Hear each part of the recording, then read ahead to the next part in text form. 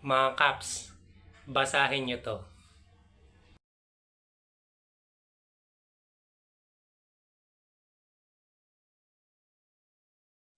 Pero bago natin sagutin yan, konting paalala lang. Paalala, ang video na iyong mapapanood at maririnig ay pawang sariling opinyon ko lamang. Kaya kung may komento ka, malaya kang makibahagi sa ibaba. Yung sinasabi niya dito mga Kaps, ay para sa babae lang. Pero yung sasagutin natin, para sa ating lahat o pangkalahatan.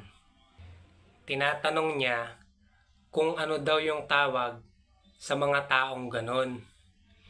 Para naman kasi sa akin, wala naman tawag sa mga taong ganon. Pero tawag sa ugali, meron. Isa na dyan, yung salitang kontento. Dahil kung kontento ka, kung ano lang yung meron ka, malabong mangyari sa'yo yan. Dahil kung hindi ka kontento, kung ano lang yung mga meron ka, malamang sa malamang, magagawa mo yan.